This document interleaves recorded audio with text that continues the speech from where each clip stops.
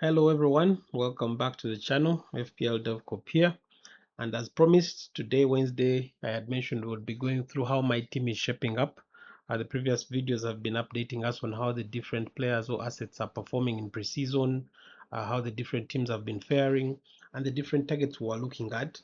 And I think from my draft 1, this is probably my draft 3 if I'm not mistaken. You'll notice that the key changes have been happening here and there. So today we're going to be going through how my team looks like. In goal, I'll be having Kinski. From the previous, I think I had Verbruggen in goal. Kinski has been looking very good in preseason. I did actually watch the game against Chelsea, and after they went down to 10 men, he was really the outstanding person. He made critical saves, and I think he's keeping his place ahead of Dubravka, who's the other option that Spurs has. And he does look very good, and he's a very budget goalkeeper as well that I think can help us save a lot of money. The fixtures do look good as well. He does have Brentford, does have Newcastle and Nottingham Forest in his first 3 games, so the fixtures do look good. My defense does have Guehi. There are 2 tweaks that I think I'll have because I'm going to show two teams, because this team currently that I'm showing actually has a balance of around 2.5 million in the bank, and I'll show how you could probably tweak it a bit to just improve it slightly. So yes, in my defense I'll be having Guehi, Aina, and Mosquera. As I mentioned, Mosquera is really one of the most steady backups I think for the Arsenal defense. You could actually decide to have both Mosquera and Calafiori in your team, for example, at the expense of Guehi, so that you do have double Arsenal defense. But like I mentioned, he does come in cheaply and is a very good option, obviously considering the fact that Saliba could be out for a while. At least you know that he's stable for the first, let's say, 4 to 5 game weeks. They do have a very good fixture to start with, which is Coventry, and they're at home, and that is one to target. Like I've mentioned, you can, if you do want to go for the most safer upside, you can go for Gabriel, but as long as you do keep that Arsenal cover in the back.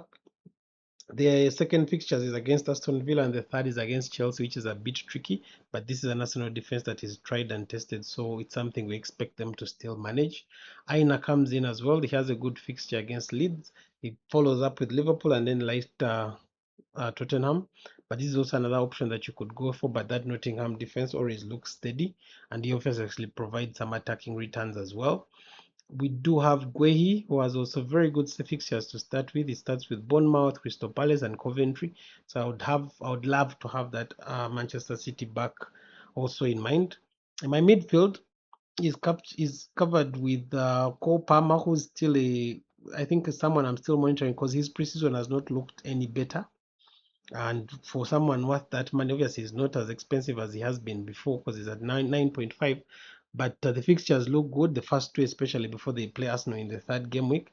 And he's someone I'm still following and steadily monitoring. But there is a possibility he could come out. In one of the previous drafts, I think I'd put Rogers, but by the fact that Rogers had not joined up with the team and is not having any match fitness yet, I'm yet to consider which Chelsea person to keep, but I think Joao Pedro would be the safest bet for a Chelsea asset. Though we have to keep in mind that with the signing of Welbeck, we need to see how all of that will be monitored because they have actually, I think, 3 strikers now, including the signing they did get from Cardiff.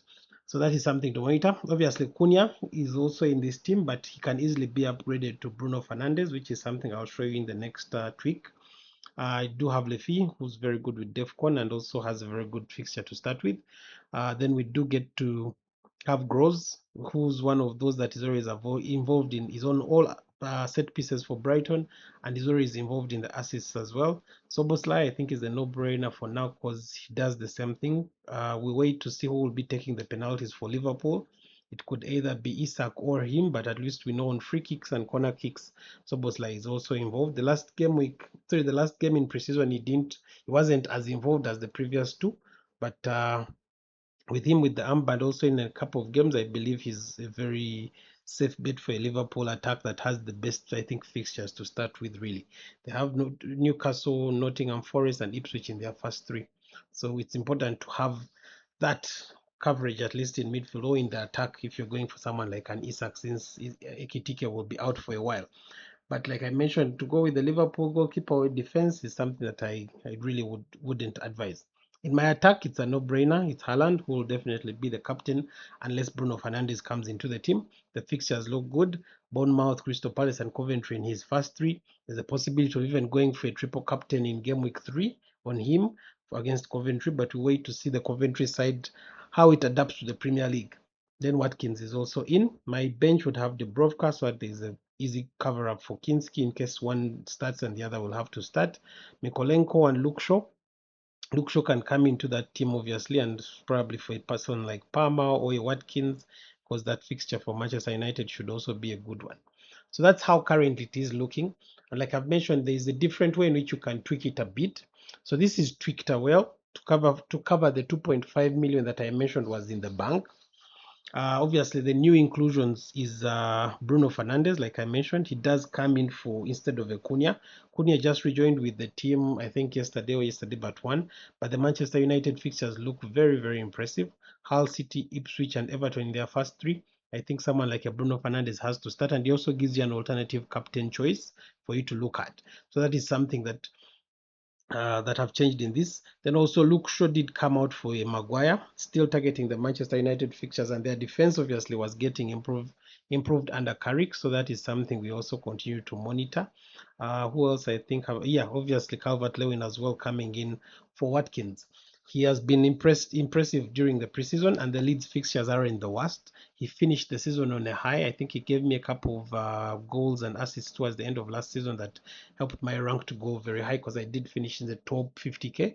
So that was a very so he still looks a very good asset, and also obviously the fixtures are in the worst. He plays Nottingham Forest first, Brentford, and then lastly Brighton in the first 3 game weeks. So like I mentioned, it's about targeting or making sure you can at least set up a team that can be able to move for at least 4 to 5 game weeks before you make any hits or before you make any transfers. So that is something that we continue to monitor and continue to advise, because like we mentioned from last season, you can be able to pile up your transfers over time to at least even get a maximum of 4 5 transfers in a row. I think that goes through it. Basically, this is how my team is shaping up as of today, and I'll keep providing updates. Look forward to sharing another video on Friday. Catch you next time. Bye.